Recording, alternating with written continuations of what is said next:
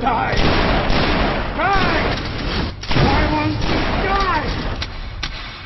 Why won't you die? Beneath this mask, there is more than flesh. Beneath this mask, there is an idea, Mr. Creedy. And ideas are bulletproof. So, YouTube has now started removing videos critical of them, publicly using the same community guidelines in which they state, "We encourage free speech and defend everybody's right to express unpopular points of view," as a reason to silence criticism directed at them. Having long failed to get a response from YouTube over its inability to correct mistakes or offer protection from users being subjected to harassment by such mechanisms as bot voting by a small number, I decided a more direct approach was required. The Achilles heel of YouTube is without question their advertising unit.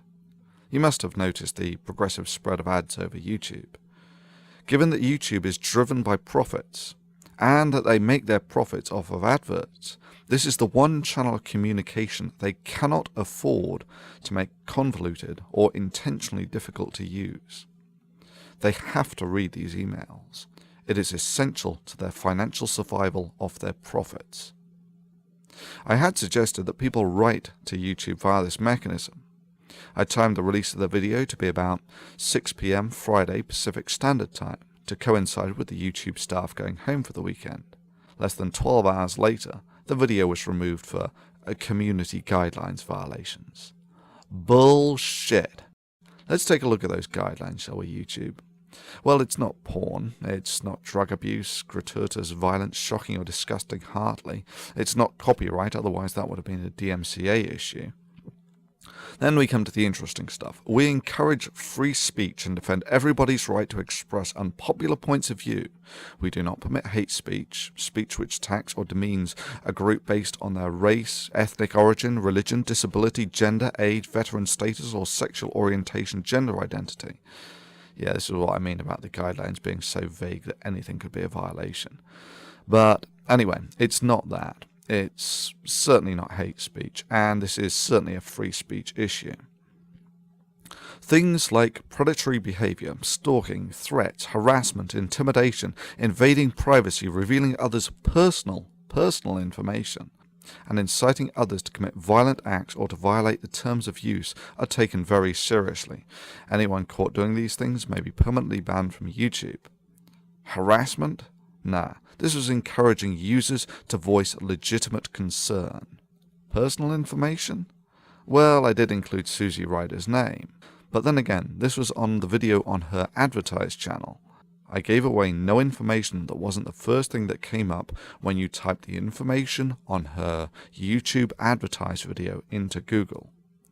In any event, it's not personal information. This is just the contact information for the ad sales director of YouTube. This would be like claiming that asking someone to write to President Hussein at the White House is giving away their personal information. Okay, next. Everybody hates spam. Don't create misleading descriptions, tags, titles, or thumbnails in order to increase your views. Well, it's none of those. It is not okay to post large amounts of untargeted, unwanted, or repetitive content, including comments and private messages. No, no, and no. I did none of these. I did not post large amounts of unwanted or repetitive content, nor is this spam. This was the YouTube community expressing its opinion to YouTube.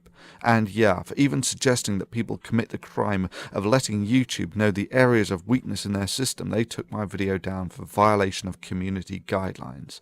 I call bullshit on that. This was a communal action targeted at the community organizers. Designed to be effective? Yes, of course. And the fact that YouTube threw their toys out of the pram less than 12 hours after the video was put up shows that it was. Legal? Absolutely. Within the community guidelines? Sure. No. This action would be more akin to a group writing letters to a government about the concerns they have. YouTube's response was the metaphorical equivalent of removing that person's freedom of speech for even suggesting the crime as vile as writing to the government about perceived weaknesses. The hypocrisy is further highlighted in that YouTube had no problems whatsoever when it was being used to organize protests against other organizations. However, when the protest was against YouTube itself and targeted the obvious Achilles heel of its advertising department, they threw a hissy fit. So much for all those pious words about we encourage free speech and defend everybody's right to express unpopular points of view. Sure, when I did this I knew it was a calculated risk. I just figured that YouTube regarded its corporate image more highly than to burst into tears and throw its toys out of the pram at the first sign of someone organizing a protest against them. Evidently I made a mistake. So what do we learn from this? Well, firstly, YouTube has shown us that they get real pissy when you write to its advertised channel. The one channel of communication, it needs to be clear and easy to use. Secondly, YouTube's guidelines regarding encouraging free speech and defending everybody's right to express unpopular points of view does not extend as far as videos critical of YouTube or suggesting protests against it. Let me just conclude this by listing the second weakness of YouTube, just to make it explicitly clear. If you are one of the relatively few who has a big channel, then YouTube has you by the balls. You put a lot of work into it and YouTube can shut you down at the flick of a switch. If you have a small channel, and there are millions of you who do, then you have YouTube by the balls. YouTube cannot afford the time to flip millions of switches. In essence, the subscribers and fans are the only real defense of big users against YouTube. In this sense, I thank all those who mirrored the original video, a very good strategy. Further, if you not only download but recode the video, it will not appear as a duplicate and it will not be as easy for YouTube to use automation to remove these videos. Do I have anything to lose by being shut down by YouTube? Of course. If you just take the 30 or so why do people laugh at creationist videos and take into account the fact that they took about 2 working days on average to make, that's about average.